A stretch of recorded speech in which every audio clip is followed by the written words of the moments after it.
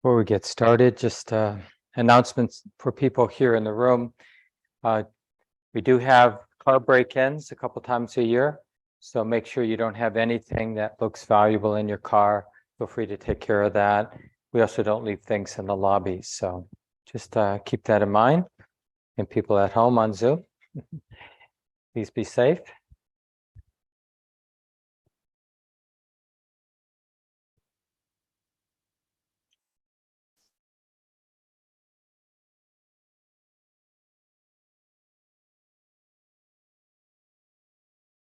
And for those of you on Zoom, I'm assuming you can hear me okay. Thumbs up, maybe? Great, thank you. And I put something into the chat that has the words for the 3 refuge chant that we'll be doing in a few moments. And also you can probably tell that I've spotlighted myself. And we do that because we record the Buddhist Studies class right to the YouTube channel, Common Ground's live stream. Some people are actually probably watching on the live stream, but it means that your video can be on and you still have your privacy. You won't be up in the internet for all to see. But of course, when there is Q&A, your audio will be recorded, both those of you in the room here and those of you online. But you can always, those of you online, you can always choose the gallery view, even when I spotlight myself for recording purposes. So just use the kind of screen that you like. And just an encouragement for those of you online on Zoom to, if it feels okay to you, to leave your video on. It's a way to help build community. It's a different feeling when everyone on Zoom has their video off and when we see each other. So I know that doesn't always make sense and everyone should just do what's best in your situation, but consider that possibility if it does make sense for you as a support for everyone else in the community. So maybe I'll get started, and just a big welcome and nice to be back after our break for, boy, it must be about 6 weeks since the spring Buddhist Studies course ended. And as you probably know, hopefully, we'll be studying the map of the 5 spiritual faculties. And when they're developed, the title changes and they're the controlling faculties or the 5 spiritual powers. It's kind of an interesting, for us, it can be a little bit triggering of like unhelpful effort.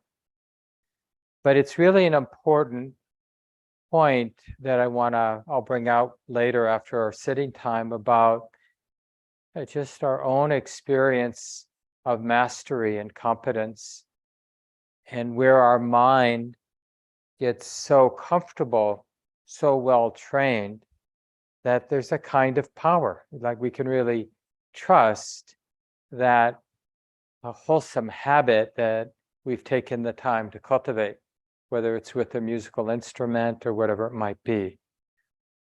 So I'm really looking forward to this, just because it's good for my own practice, and it's just nice that a community of people, we can gather like this 8 Mondays and reflect on these teachings. There's something uplifting to be contemplating what can be done with a human mind.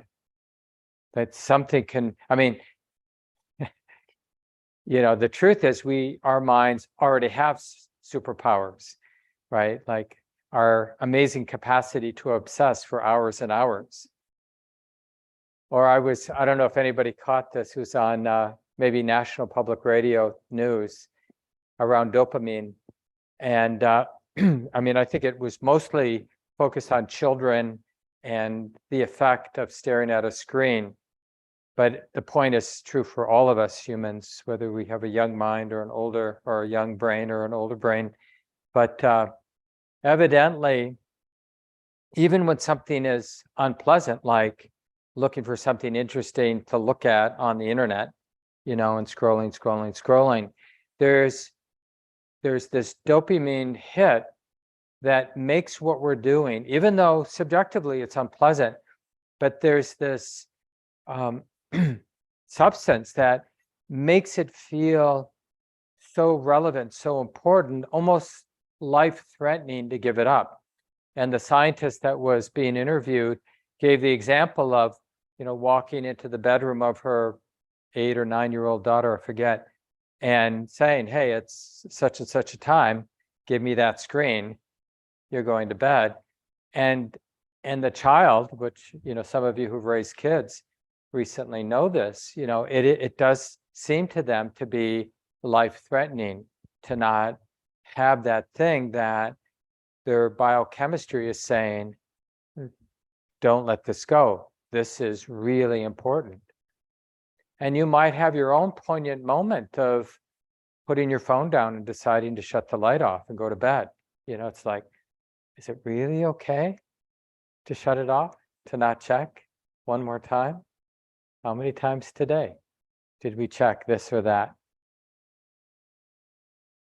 So we should know already how the mind can get trained and how these patterns become quite dominant, controlling factors in our mind, but not the wholesome ones, the unwholesome ones.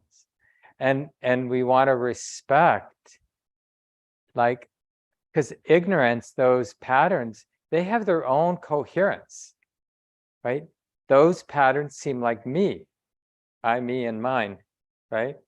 They don't seem like, sometimes when we have a little more clarity, those unhelpful, unwholesome patterns seem like, an unnecessary appendage, and we're looking for a good surgeon, like, how can we get rid of this?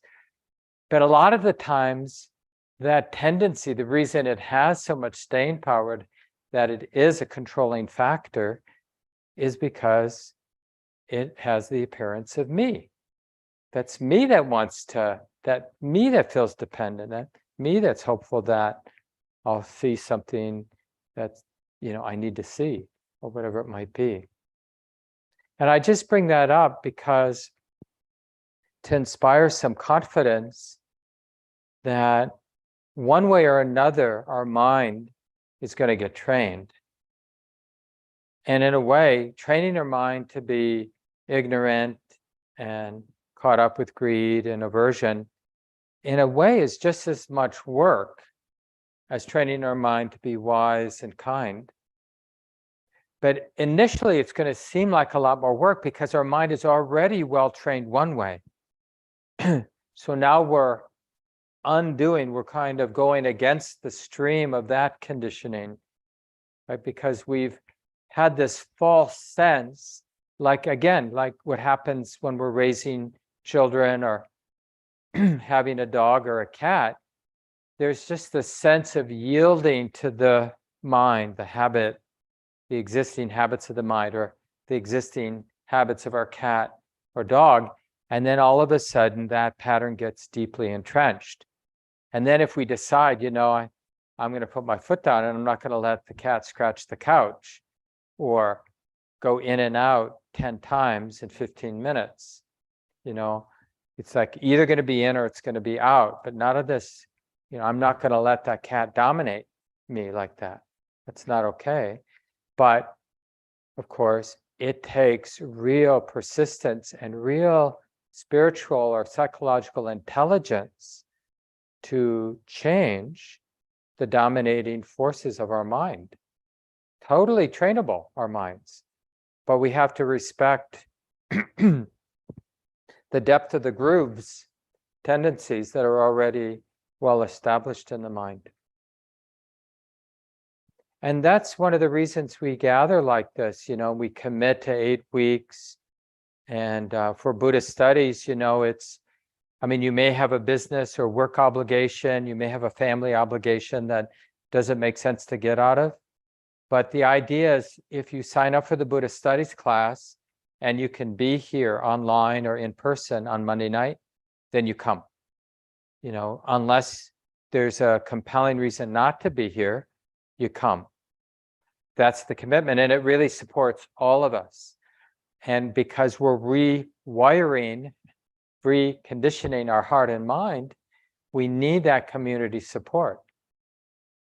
And then part of the commitment is to be practicing, right? And I think we have a somewhat artificial criteria or prerequisite that you've done some Buddhist retreat practice, including that would be even half-day retreats or 3-month retreats, but that whether that's true for you, but some way you're feeling in your heart that you're all in. And it's showing up as having a daily sitting practice or an almost daily sitting practice. I'm not saying how long that daily sitting practice is. Obviously, it'd be nice if we're 45 minutes or 30 minutes or 2 hours, but that you really value the training, going on retreat and sitting, and then for the Buddhist studies, doing at least a little study. And hopefully you're all on the email list now. And if you're not on the email list, getting the emails that I sent, I think one on Friday and then one this afternoon, that means you haven't registered or for some reason your email didn't get put into the email list. So re-register if you haven't registered, or send me an email if you're not getting the emails. Check your spam folder, of course, but let me know if you're not getting the emails. And I put some articles to read, to study. So you hear the talks. There are some study articles and Dharma talks you can listen to that I'll be putting. Of course, if you find something from the Insight Meditation, early Buddhism, Theravada Buddhism tradition that really is useful in our study this summer, then send me the link. And if it looks good, I'll send it out to the whole group. So it's nice to find other interesting study articles or talks. If you run into them, let me know. And then there's another thing that we commit to, which is every other week, we will have small groups. And whether you're online in Zoom or whether you're here in the room, I'll divide you up into groups of 3 or 4. We'll have about 15 minutes, maybe a little bit more. Each person can check in. It's always okay to pass, but it's not okay to leave before the small groups. And again, it's okay when you're in the small group.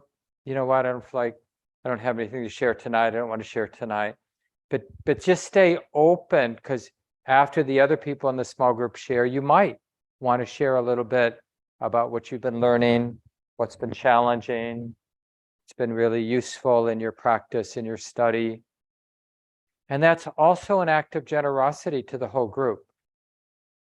And it's part of what makes the Buddhist studies. You know, in the early years, I think we started around 2000 or 1999, and it's about a 6-year curriculum now.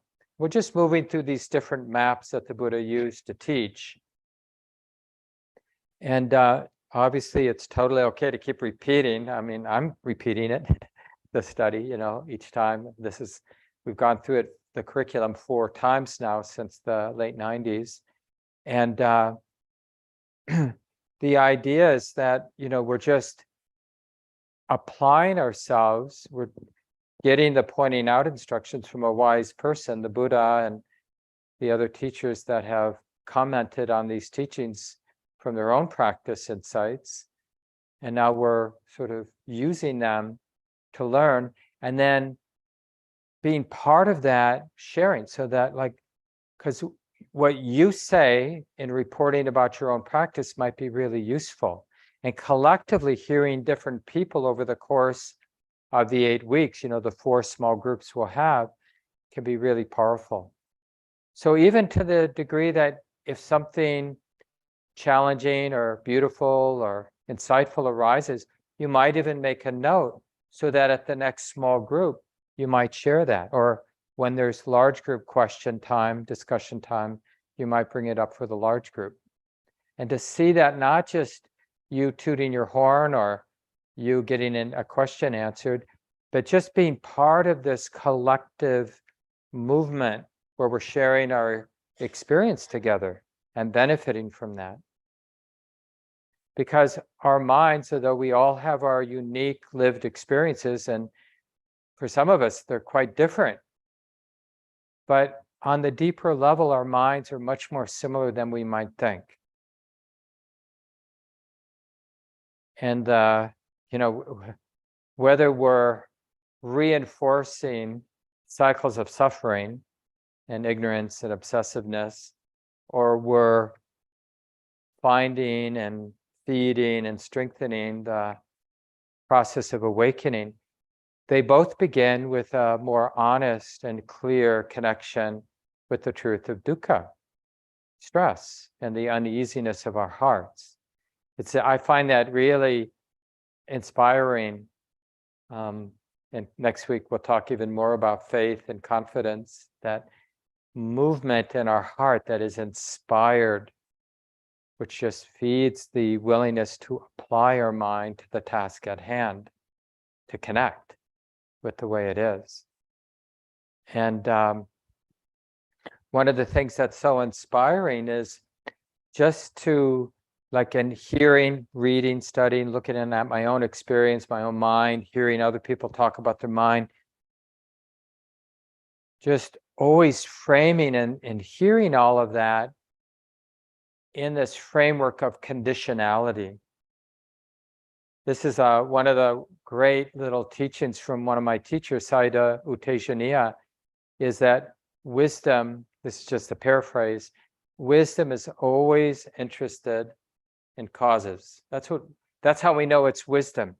Wisdom wants to read the lawfulness, like how things come to be, how this ignorance, how this reactivity, how this negativity has come to be. Instead of just immediately blaming myself for being bad, because I have these bad qualities dominating my mind right now, wisdom isn't going to waste its time judging. It just is curious, like, oh, there are these qualities.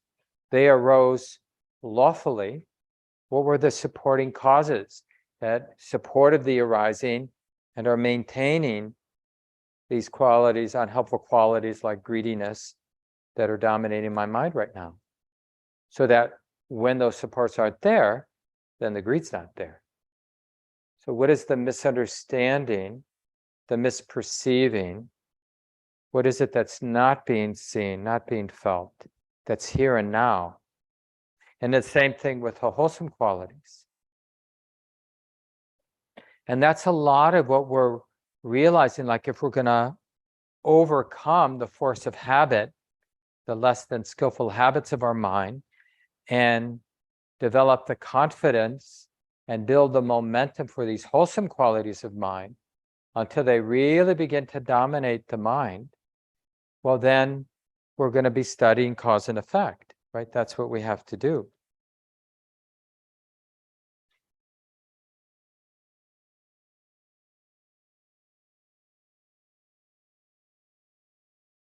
A couple other small things.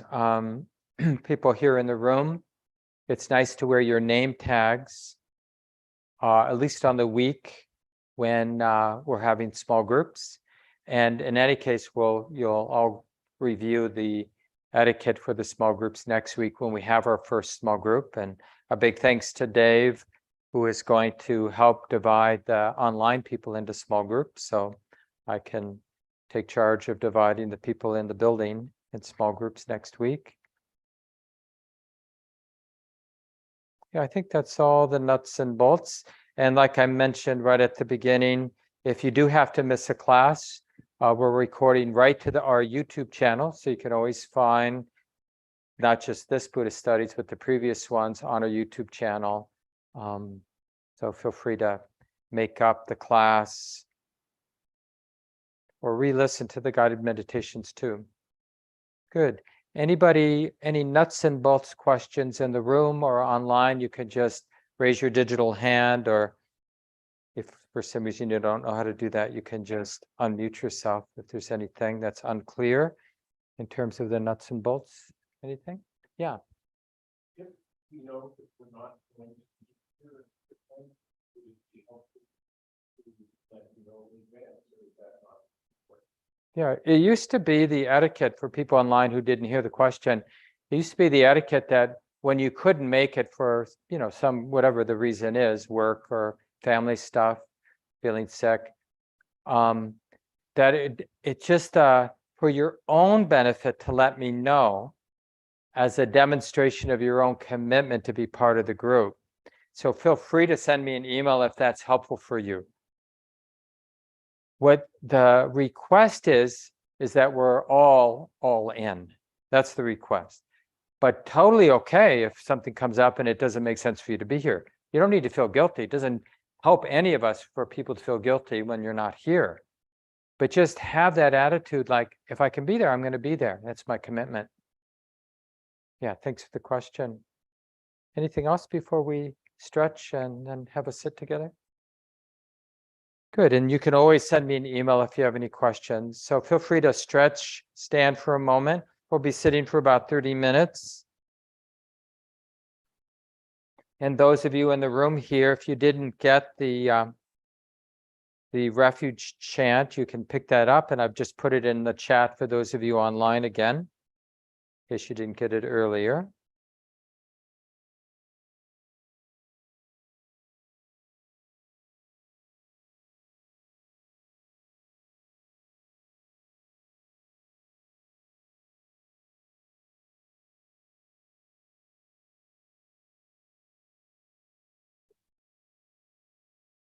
And then sit down when you feel ready.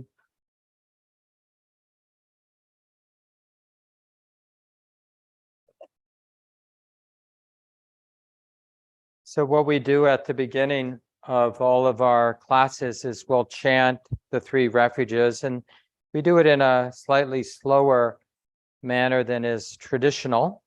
And it just gives us a time to sing together, to chant together. And it's really good for the group energy just to do tasks together, right? And if you're not familiar with the 3 refuges, we're going to chant in the Pali language. And it's just Buddhist code for our practice. So Buddha, or here it's Buddhang, that just means that we're taking refuge in being awake, being open, just connecting, right?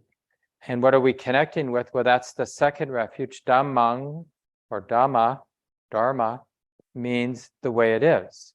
So Buddha is being awake, open, connected, clear with the way it is, Dhamma.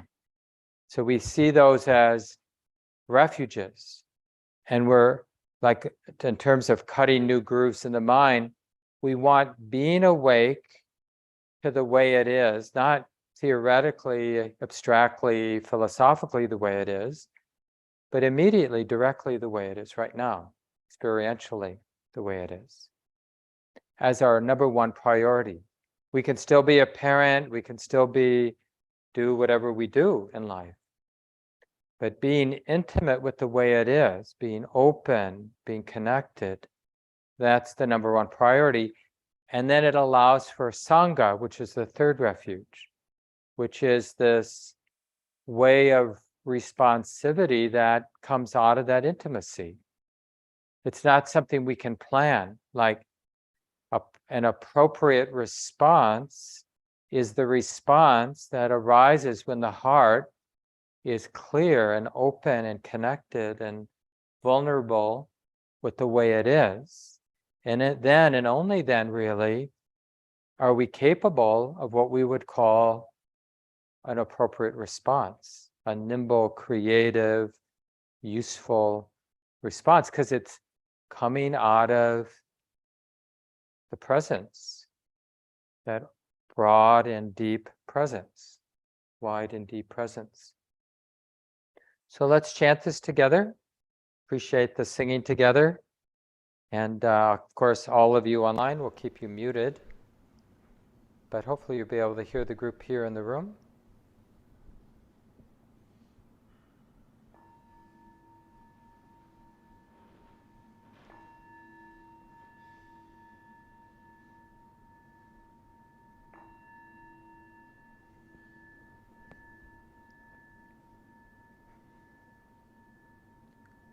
Buddhang saranang gacchami,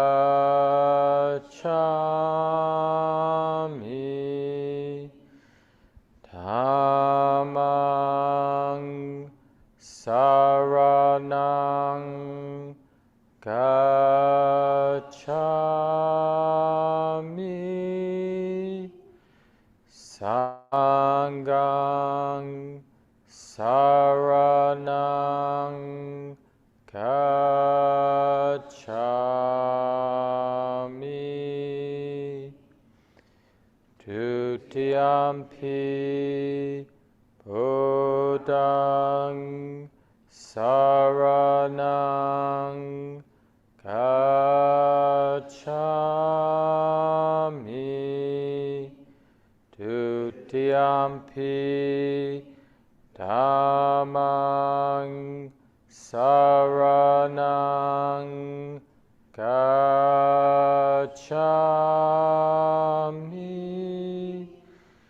Dutiyampi sanghang saranang gacchami.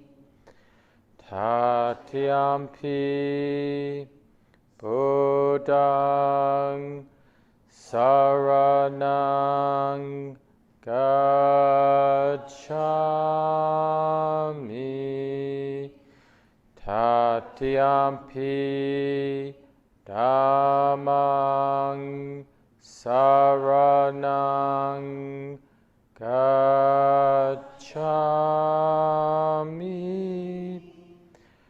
Tatiyampi sanghang saranang gacchami.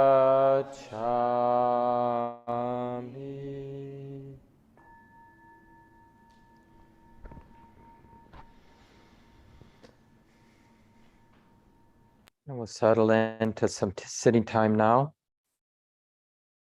Feeling at home in our body as much as we can.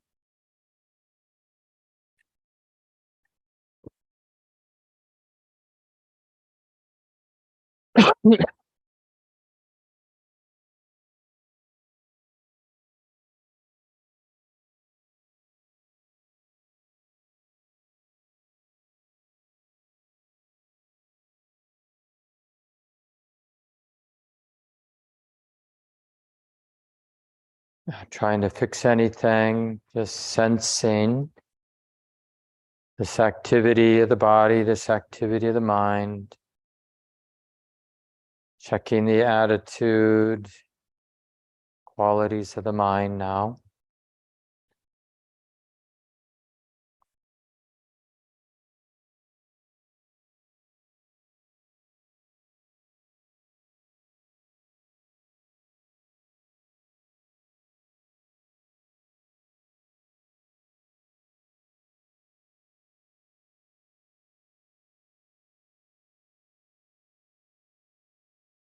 And as we're just here, paying attention, being aware, sensing the quality of the heart and mind.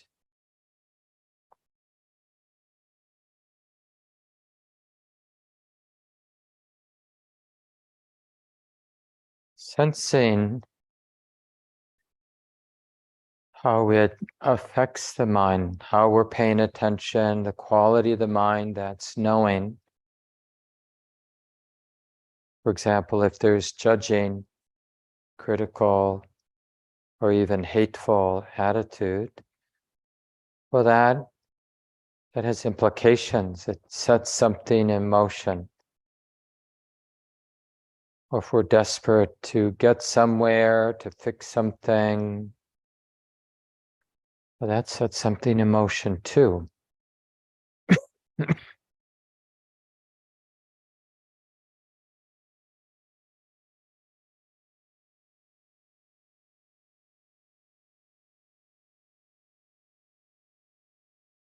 And then on the other hand, if there's a sense of patience versus impatience, sense of curiosity, humility and curiosity instead of arrogant certainty.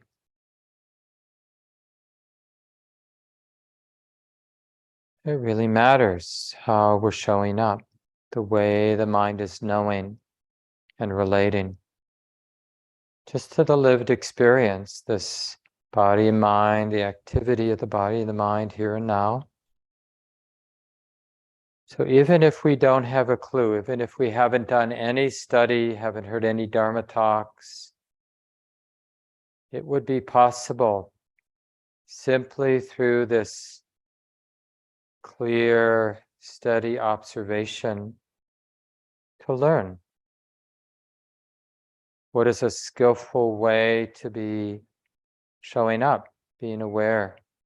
What's an unskillful way to be showing up and being aware?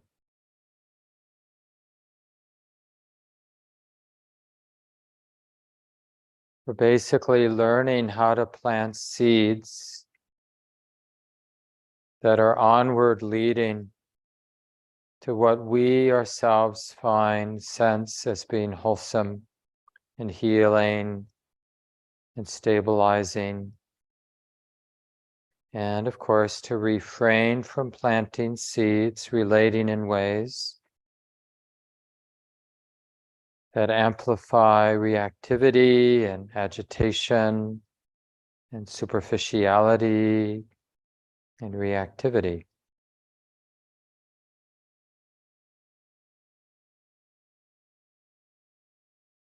So it's as if we have only one instruction this evening as we sit for about 20 minutes. Through our own trial and error, how do we set what is good in motion? And how can we refrain from feeding, setting in motion what is not good, unwholesome, unhelpful? And this is something we are told from our teachers that we can directly sense. It's not theoretical.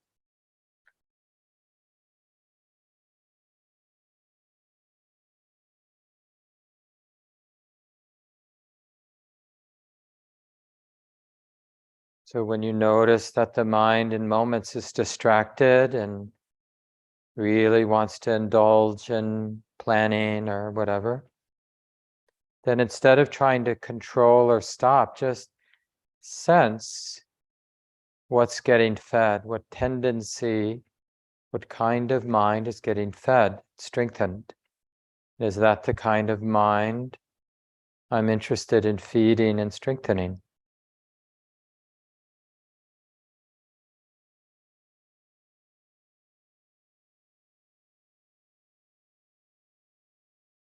And be willing to experiment. Like, how might I actually cultivate what is truly good and healing and felt as being healing and good directly, immediately for me right now?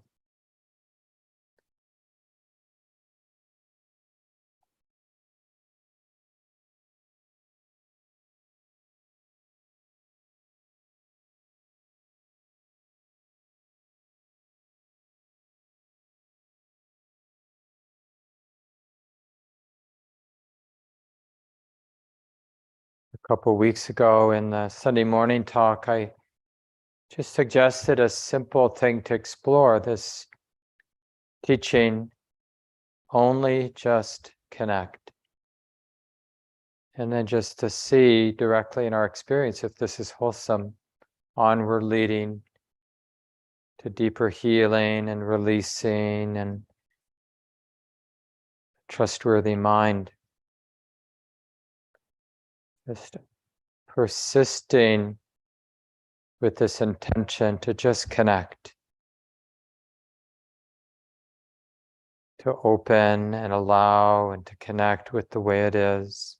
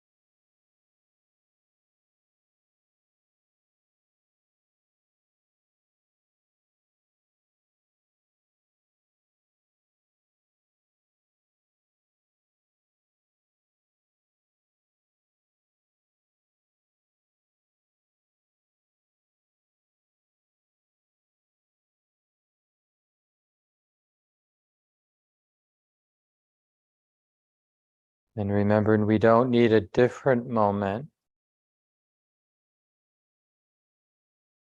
We're exploring whether this attitude and intention to just connect, only just connect. If we can directly sense its wholesomeness, and in sensing its wholesomeness, the heart will be inspired, there will be confidence that this is good, and the heart will be willing to persist.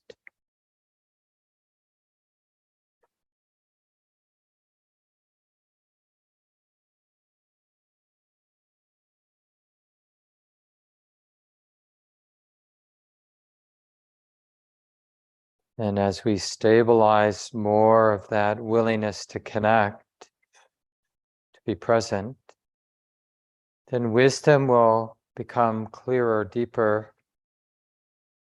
There'll be more confidence about how to only just connect, how that works, how that can be supported.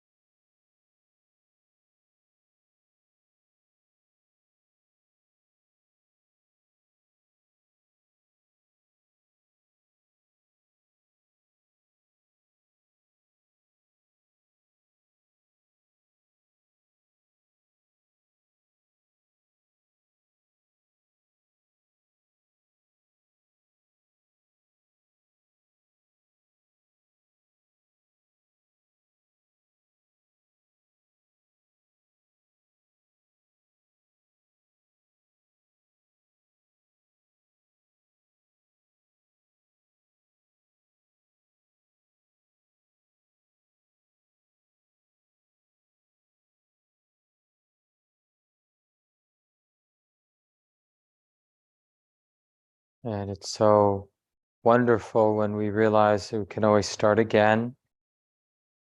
We can't actually ruin it or break it. So however distracted or caught up the mind becomes, in one moment of realizing that the mind has been distracted, it's possible to begin again. Only just connect, open. Oh, it's like this. Feels like this. And we're sensing the value, the subtle but very real value in the only just connect. This valuing of being open. Buddha being intimate with the way it is, with Dhamma.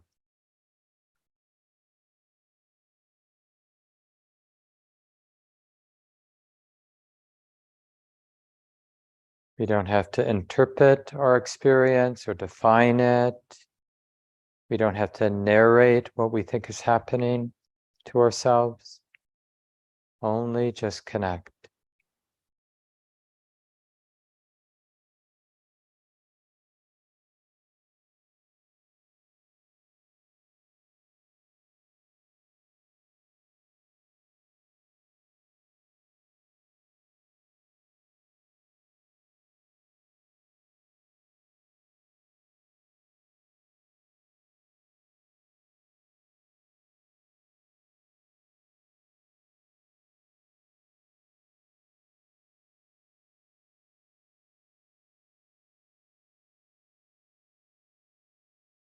And we're relying on the effort of being curious or interested in the way it is. in that direct or immediate sense.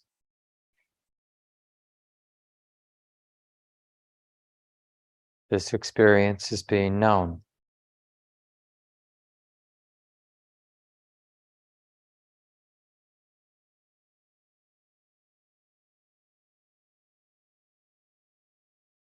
And we practice this not forgetting.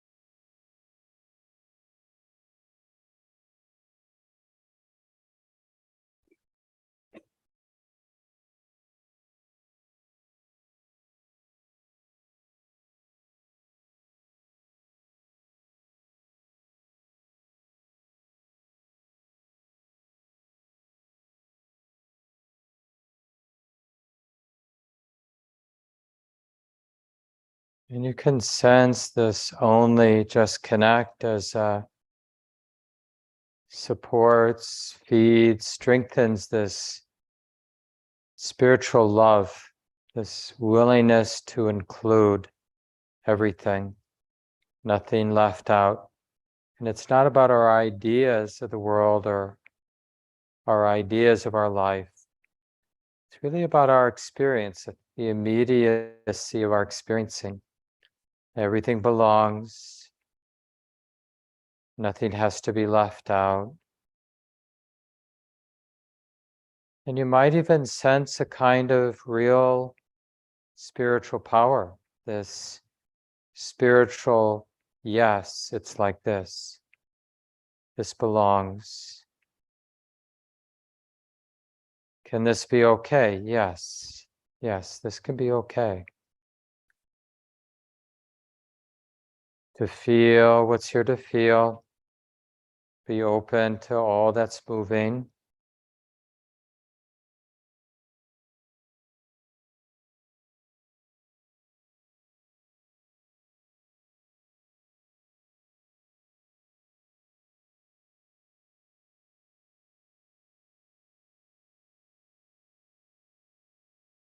To not need the moment to be different.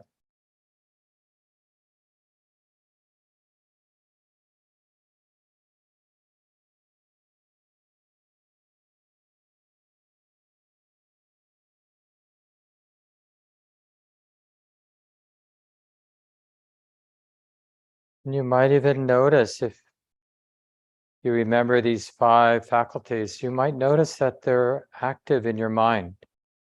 There is some confidence in relating in this way with awareness. And the mind, the heart is willing to persist, to keep it in mind, to not forget.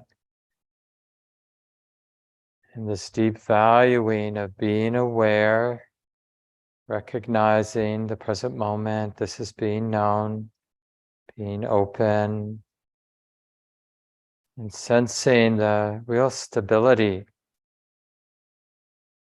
the unwavering of presence.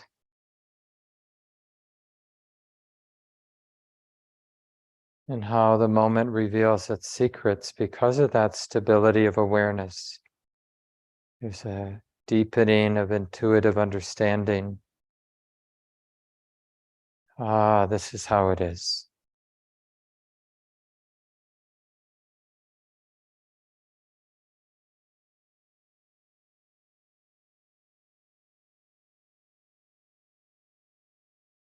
So for these last few minutes, just sensing the potential, at least, of real momentum, real power with these wholesome factors coming into balance, the stability and power of this simple presence, openness.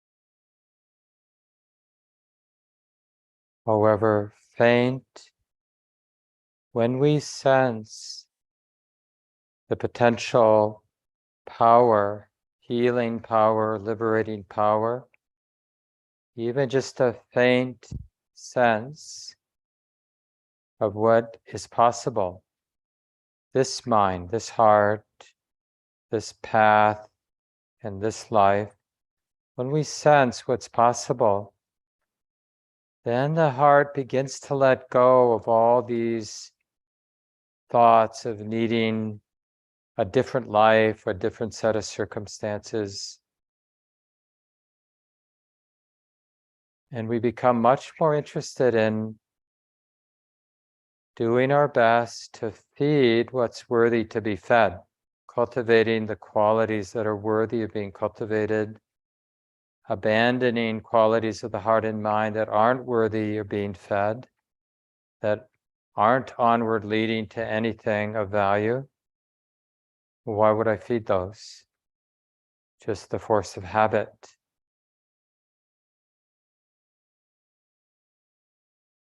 When you feel ready, letting the eyes open if they've been closed.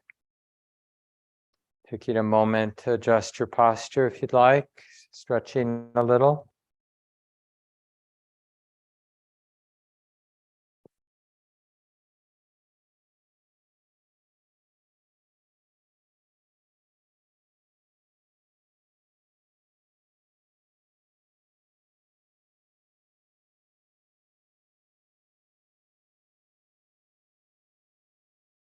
Would you mind turning the sconces on? It's the bottom row of lights all the way to the left.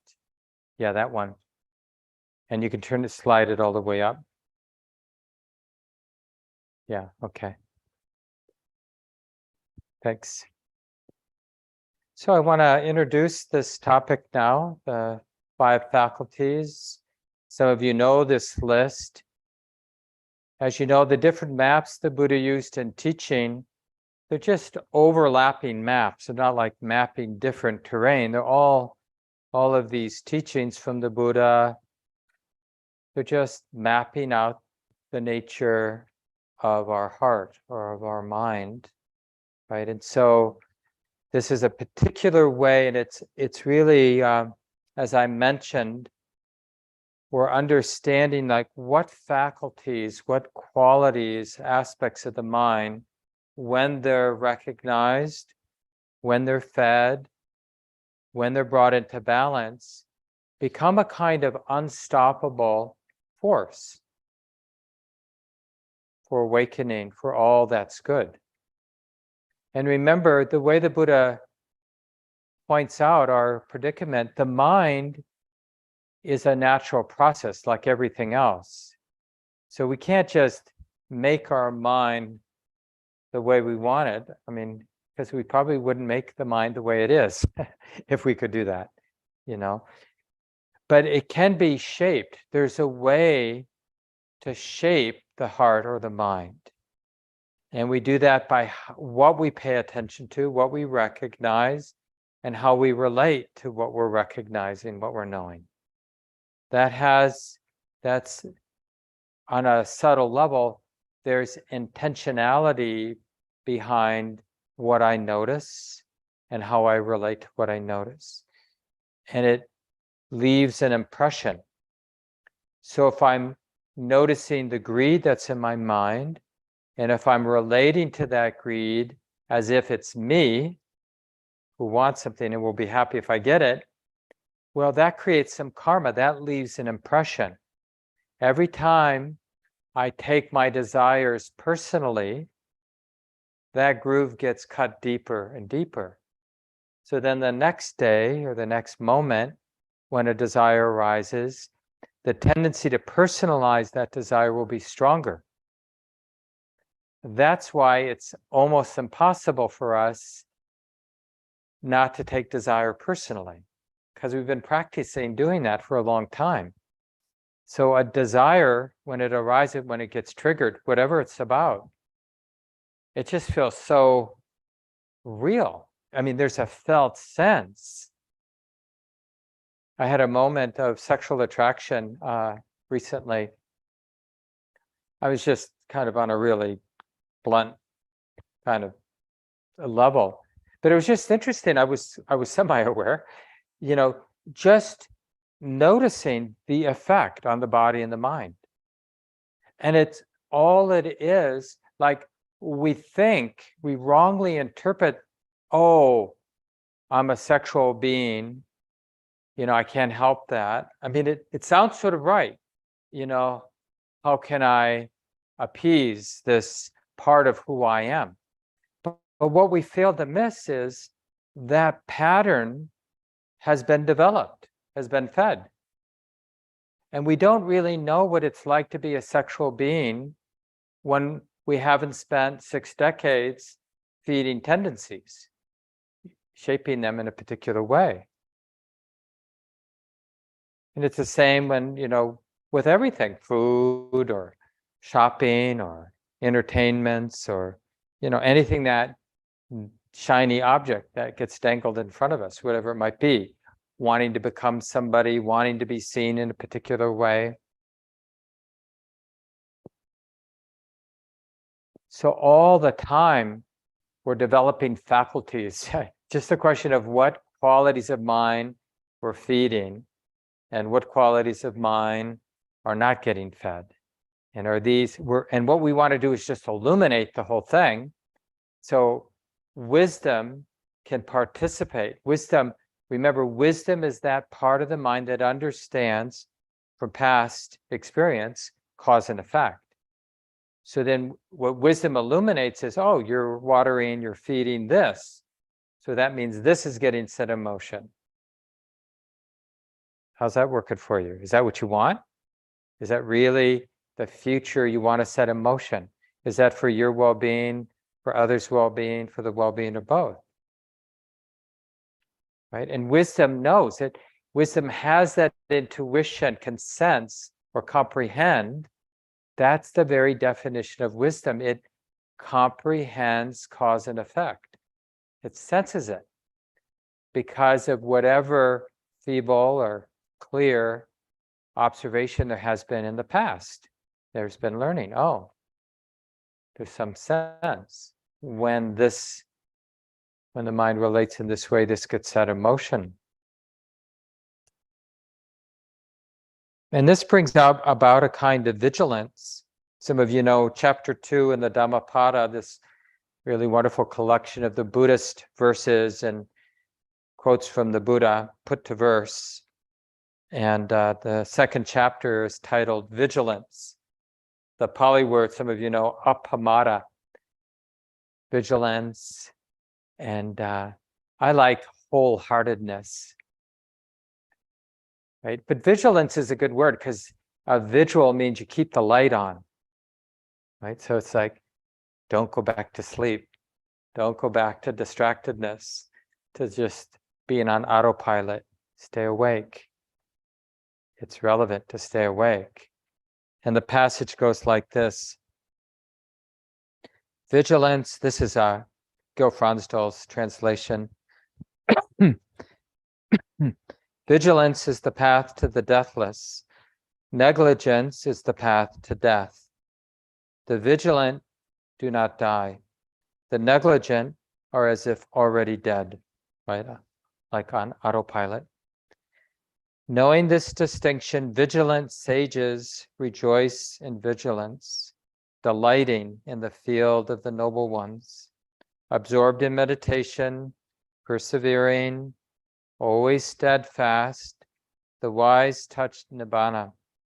Nibbana, like one way to just to think of that is the heart, mind, this heart, mind, empty of grasping, empty of selfing. And what would be useful when we say that to ourselves, oh yeah, this heart of mine, empty of grasping, isn't to imagine we know what that is, but to be curious, like, and with some humility, like, what would that be? A heart not dependent on experience, not grasping, needing the moment to be any particular way, not dependent on favorable circumstances or afraid of unfavorable circumstances. Doesn't mean we can't tell the difference, but not dependent, right? So it's like, I don't really know that reality. I know dependence, wanting things to be this way and not wanting to be that way. I know that, so it's not that. So that's nibbana. The wise touch nibbana, the ultimate rest from toil. Unwise, foolish people give themselves over to negligence. Negligence here means either like thinking, oh, it doesn't matter, or I'll do it later. Because this is the thing, I know it can sound a little conducive to stress, but we want to gradually cultivate this moral sense, for lack of a better way of saying it, that it always is mattering how I'm relating. Like I'm watering, I'm feeding some pattern, cutting some groove in my mind. And it's either and it's not like there's middle territory. We're either cutting grooves that are stressful and lead to more stress, or we're supporting the deepening of grooves, tendencies that are wholesome, leading to healing and wholesome states and leading onward to liberation. It's one or the other.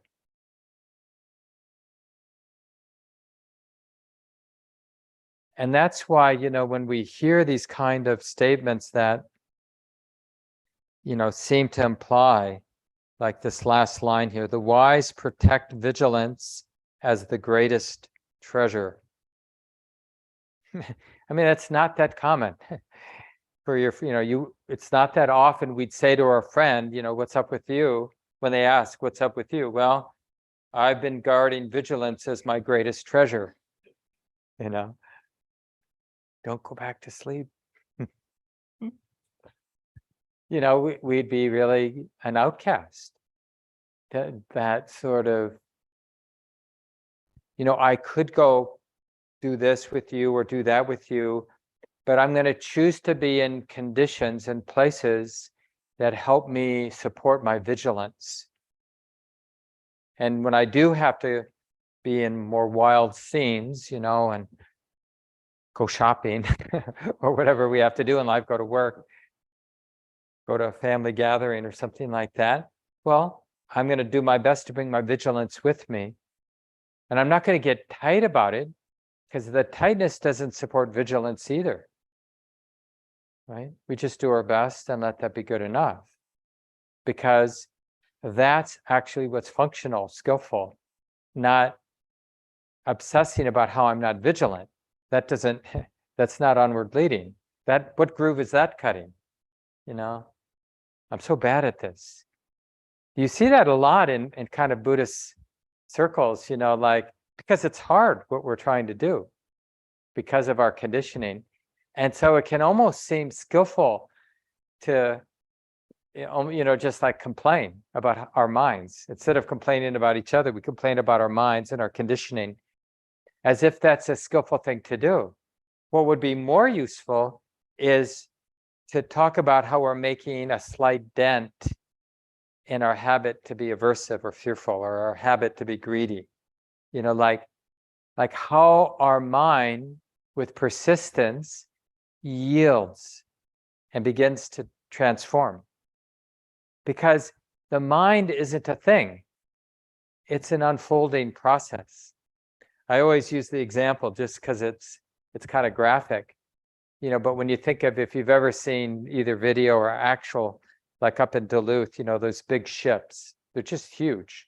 Some of those ships carrying the iron ore or whatever else they carry, grain, some of them, and the big container ships or the aircraft carriers or whatever you might imagine, those huge things cruising along. But if someone were to apply whatever force they could muster at a right angle to that boat, over time, it's going to affect the trajectory of that boat. Right? It may take a long time to turn that boat around, but that force can't be denied. So it doesn't matter how deep the groove is to be anxious or to be fearful or to be, you know, seduced by desire, the promise of desire. Oh, if only, then I'd be happy, right? But we want to really apply this persistent force.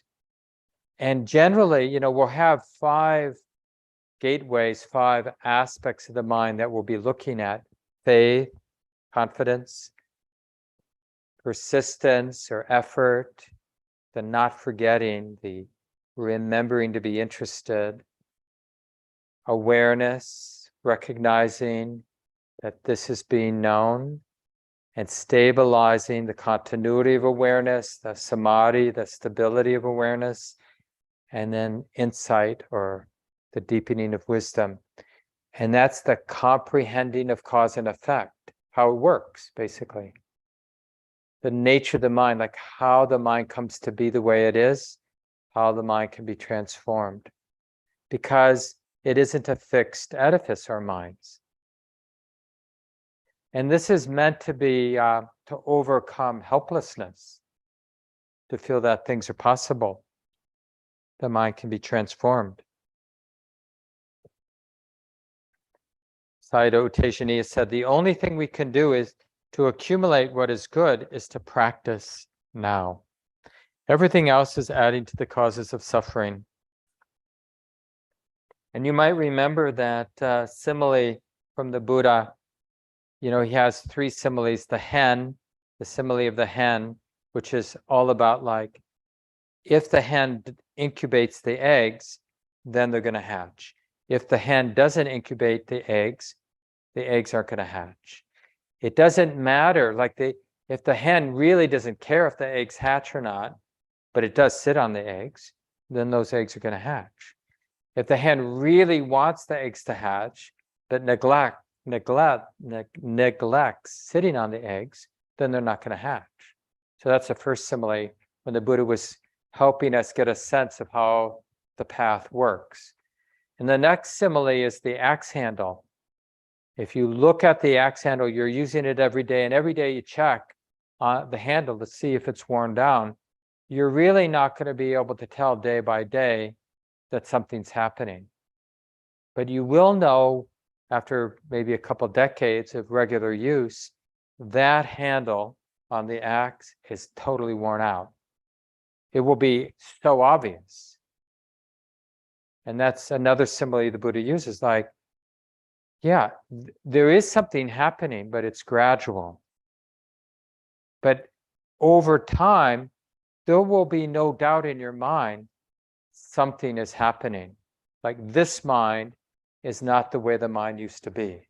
This is a different mind. There is more space in this mind. There's less reactivity in this mind.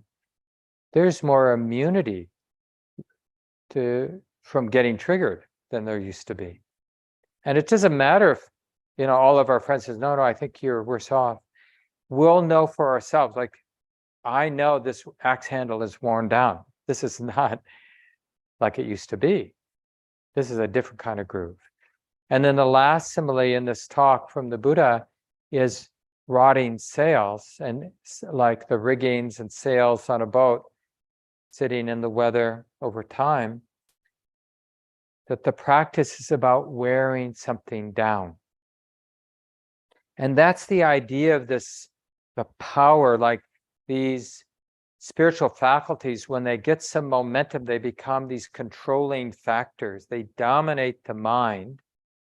And it's like, when you get a top that's really spinning fast, you can knock it around, but it kind of rights itself over and over again. And when we get these factors, because they're reinforcing each other, effort reinforces the other factors, faith reinforces the other factors, the clarity of wisdom supports these other factors, the stability of awareness and awareness itself support the other factors. And they have this kind of dominance in the heart and the mind. And somebody can get knocked around. They can have a series of really difficult things happen to them. They get sick, or people mistreat them. But the mind has a way of coming back into balance, not going into one of these unhelpful, unskillful vortexes of shame or this or that. Doesn't mean that the mind is completely immune from those negative grooves, habits, but that the mind now has a tendency for balance to reassert, this wholesome balance to reassert itself.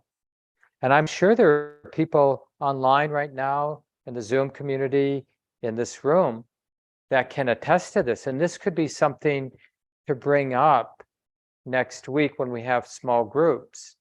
And I'll be talking next week about faith, but to give examples of, these three similes, how you've noticed that when you sit on the eggs hatch. When you practice in the way that actually is in alignment with cause and effect, then that lawfulness of cause and effect plays itself out.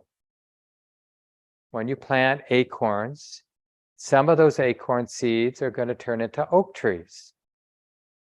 And some of those oak trees are going to grow up, and some of those mature oak trees are going to produce a lot of acorns. And something gets set in motion.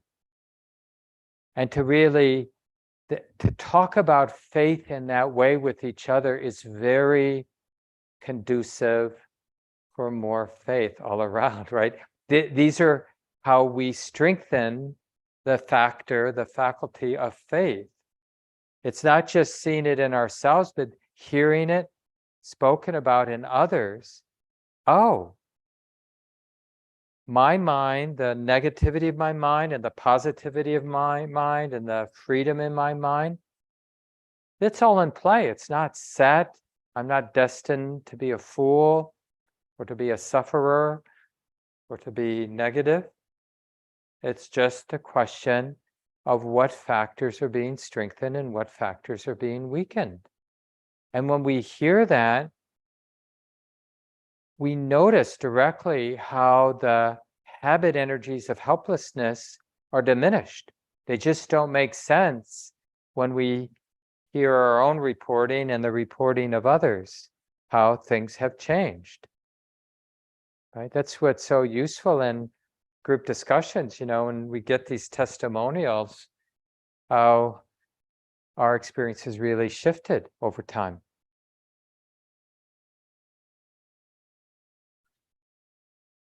Another thing that might be useful just in your homework and your study and your reflection at home is to almost, you could even write it down, but like at least like do a mental inventory. Like think through right from your early years as a child where you applied yourself, your mind, to a task, and you learned to play the piano, you learned to skateboard, you learned to cut paper dolls or whatever it was. You learned a sport, you learned a subject in school, you learned another language, and just that application of the mind and the feeling of mastery and competence. And just what's that like? And just how that overcomes the sense of, oh, this is too much. Oh, this is too hard. Oh, I'll get to this later. But because it really matters what we pay attention to. And if you know how it is, it's like I look at out at my backyard, because when my partner and I, we haven't done that much work in our yard. We've done a lot in the inside over the years to renovate our home, make it really comfortable, but not so much on the outside and in the yard around the building. And it's like I can, in my mind, when I think about all the possibilities, I can get inspired. But then I look and it just seems, oh, it's too much. You know, the forces that are in play. And I do this sort of like, you know, I actually look at how many years I'm likely to be alive. And it's not even like how much energy it takes to set it in motion, but then how much energy it takes to maintain whatever we set in motion, right? And it's just like, well, I can just let it be. And I'm not saying that's the wrong calculus, but what we want to see is just that more honest, right? So we need a countervailing force of helplessness, that where the mind goes, no, this is definitely doable. It's just a matter of just planting the next seed, and then planting the next seed, and then planting the next, just doing the next thing that sets something in motion, a particular thing in motion. And to keep doing that. And that leads to change. And then it's just a question of what do we want to, what seeds, like what's at the top of the priority list. And to see that, like really feeling that inspiration, that aspiration for transformation, a lot of the times we wrongly presume it means we're going to get tight about it or neurotic about it. But we don't have to get tight just because we feel inspired, right? Because this is what wisdom does. There's the inspiration, but wisdom goes, it takes the energy of faith and it goes, okay, what can be done? What seed, what action can be done that sets something in motion? What is worthy of action, of persistence? And, you know, we sort of know it in words, right? Only just connect, to open, to be aware. And how do we support that? How do we make that the number one value? And through the course of the 8 weeks, it might be good, you might emphasize one of the 5 faculties, but it will be good to play with all 5, like that sense of how do I bring faith to mind, the force of faith, an active force in the mind, in the heart. How do I bring it to mind, remember it, keep it in mind in a way that builds the positive force of confidence and faith?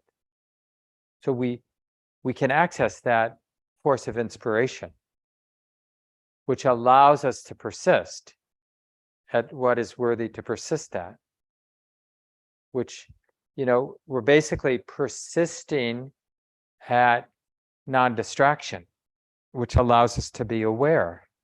Oh, it's like this now. This is being known, which allows us to stabilize present moment awareness. So there's a real continuity, which allows wisdom to see the way it is, to see what it hasn't seen before about cause and effect, about the conditional nature of everything, which inspires the mind more faith that this human predicament, existential predicament, is workable. It's not a setup, right? That's so convenient. You know, I go there, I'm sure a lot of us do in moments. It's so convenient, isn't it, to want to give up? Because it really lets us do not what we want to do, but what the force of habit wants to do. Turn the TV on, or, you know, see what's in the fridge, or distract ourselves in some way. Just sort of fill the space up in our lives with something that's relatively entertaining, you know, so we just get swept along.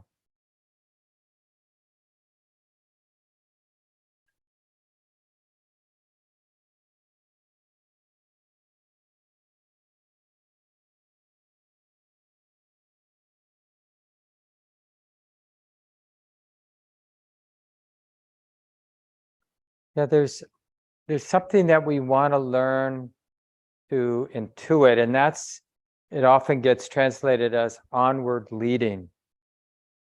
So it's a sense like that something good is getting set in motion. And this is a relatively subtle thing. We feel it first more clearly with that wholesome concern, like not something good is getting set in motion, but something bad is getting set in motion, right? That kind of creepy, like, ooh, I'm not so sure about this. You know, the mind is doing something, like that moment of sexual attraction that I mentioned, you know, the aftertaste of that was just, you know, how, for me at least, and I'm sure that each of us has her own way, but it's almost like taking something that wasn't freely offered, like when we look at something and the way we look, you know, that kind of hunger or greed or lust.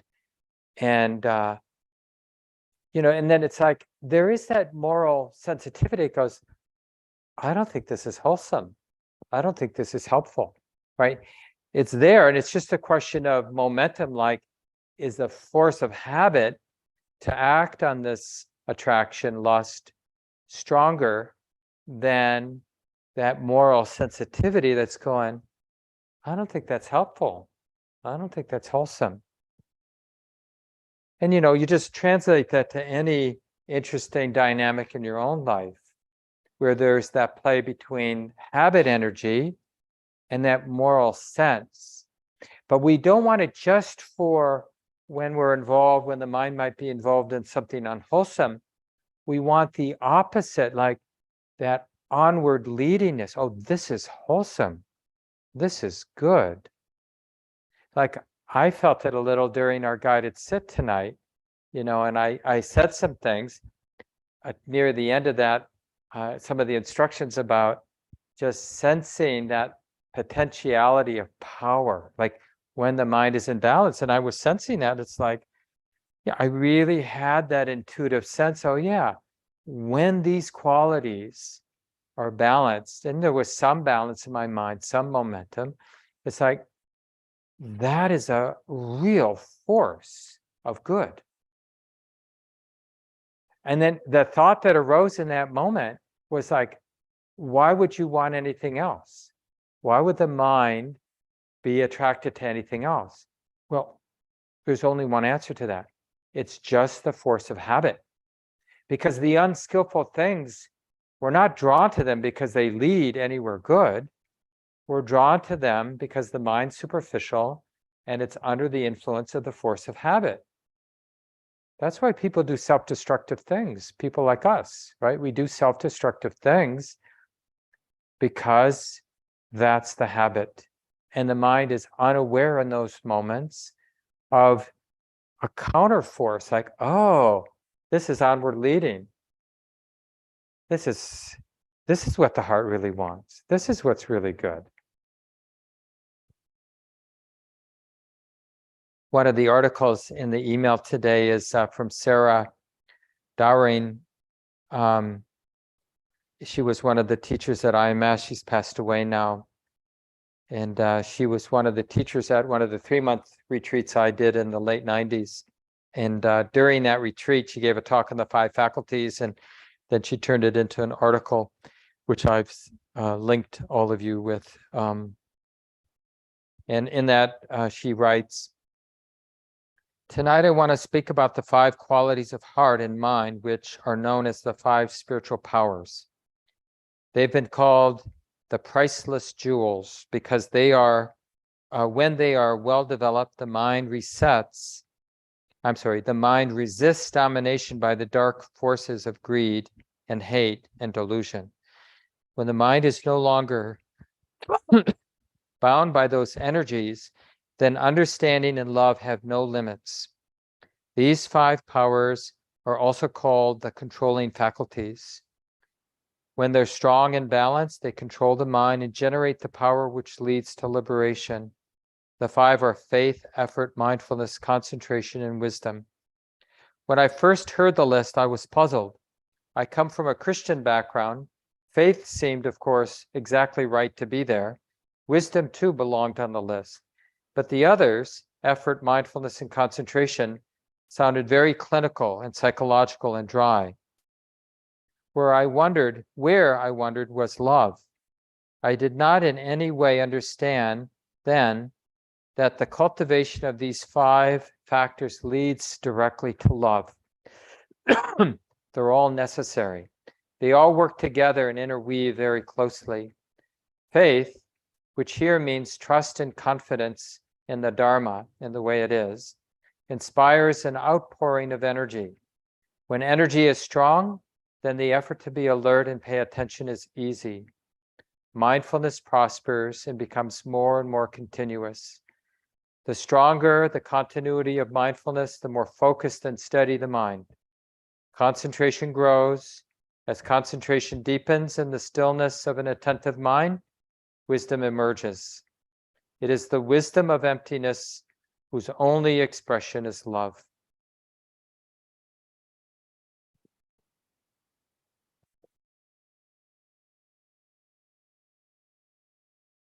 And the Buddha writes, just in terms of the feeding or the developing of these 5 faculties, practitioners, there are these 5 faculties. Which 5?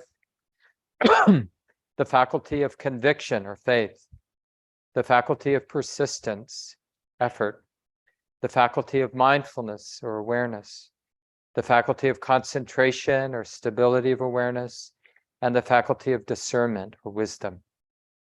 Now, where is the faculty of faith, conviction to be seen?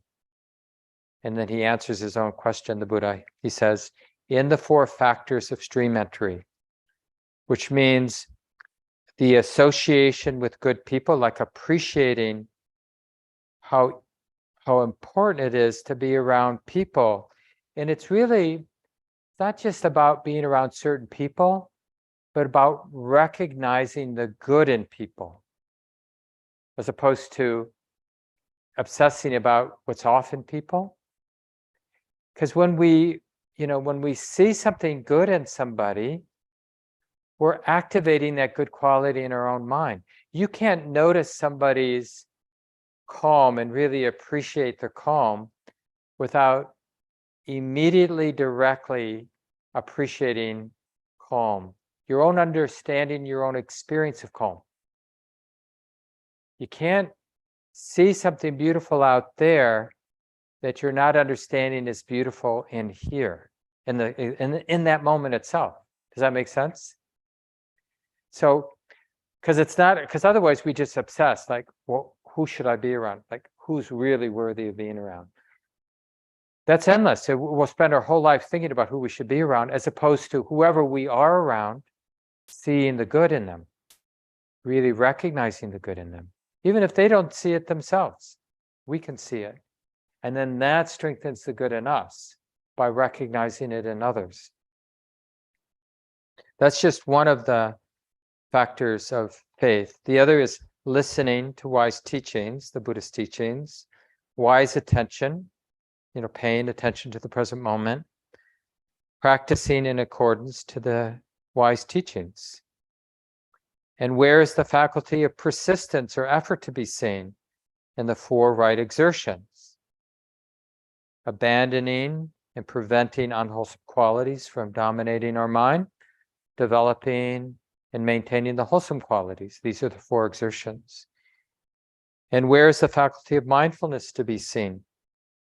In the 4 frames of reference, or the 4 establishments of mindfulness. Mindfulness of the body, mindfulness of feeling, the feeling tone, mindfulness of the mind, the quality of the mind, the expansiveness of the mind, or the narrowness of the mind, and mindfulness of the hindrances and the factors of awakening the wholesome and unwholesome qualities of mind. And where is the faculty of concentration to be seen? In the 4 jhanas, the 4 absorptions. And where is the faculty of discernment to be seen? Wisdom, in the 4 noble truths. There is suffering. There's a cause for it. When that cause is abandoned, there is release, and there's a path for this release. And the point of this sutta is just that it's lawful, right? And we can count on that lawfulness. So I want to end with this passage from my teacher, and I'll put this in the next email that I sent to you. It's just a short passage from Sayadaw U Tejaniya. He really is into the 5 faculties. He uses this map quite a bit in his teaching. If you don't know him, he's a wonderful Burmese Buddhist monk who's taught here in the West, hasn't been coming recently. He writes or spoke, that which is able to practice is samadhi, right? That stability, concentration. That's that factor in the mind, that faculty of the mind that is able to practice. That which is practicing is virya, or effort, persistence. That which happens is sati, or awareness. That which knows how to practice skillfully is panya, wisdom. And that which wants to practice is saddha, or faith, confidence, right? So that which is able to practice is samadhi. It's that stability that can practice, that connects. That which is practicing is virya. A good way to understand effort is interest, making the effort to be interested. That which happens is awareness, right? That's kind of the active thing. It's the mind is remembering, oh, this is being known. It's connecting. It's remembering. That which knows how to practice skillfully is panya, because it knows it's read cause and effect, and it knows the skillful way to practice and what's not helpful. That which wants to practice is saddha, right? That movement of the heart. Oh yeah, this is good. I'm all in. I'm going to apply myself. So just to review the homework for this week, sensing in your own life that onward leading energy of faith, of confidence, like wanting to apply myself in a way that sets wholesomeness in motion, sets liberation in motion, that reduces harm for myself and others. Where have you seen that? And then even like I mentioned earlier about competency, mastery, and your own confidence that if you persist, you can get competent at what you want to be competent at. Do you want to be competent at happiness and freedom and release? We probably do, but we don't think it's possible. But life has demonstrated to us, or in our own life and in observing others, that when people apply themselves, there can be change. Gradual, of course, not always easy because of the force of habit, but things can change. There's a lot of evidence. And then related to that opposite, though, is like reflecting about places you feel stuck, where there's a lot of negligence, a lot of complacency, a lot of doubt. And you're kind of, the mind, you notice, is invested in that doubt, in that complacency, in that sense of helplessness. Like there's a certain certainty about the doubt. Yeah, of course I have doubt. Of course I feel helpless here. I am helpless. That's why I feel that way. And it's like the mind is resistant to opening and seeing that that's just one possibility. It's like like I mentioned earlier, there's a real coherence to these unhelpful, ignorant patterns. Like there's an intelligence that is there to maintain it. So don't be surprised when it feels well protected. Be curious about it.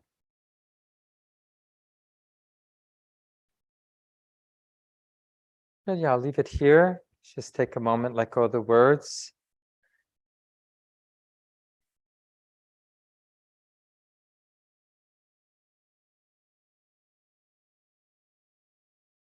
Appreciate the working ground of our own heart right here, right now.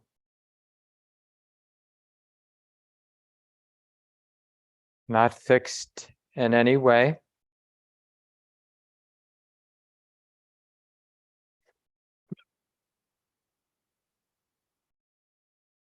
So wishing everyone a good week of practice. Thanks for coming tonight. And hope to see you all next week for week 2. And we'll talk about faith. We'll have small groups. Send me any questions that you have about the course. And some of them I'll use in the talk next week, and some I'll just answer via email. Oh, and people in the room, we're looking for some program hosts, people to help set up and yeah, just support me and getting the building ready for the program each week. So just send me an email or stay around for a moment and I'll just fill you in. Great. Have a good night, everyone.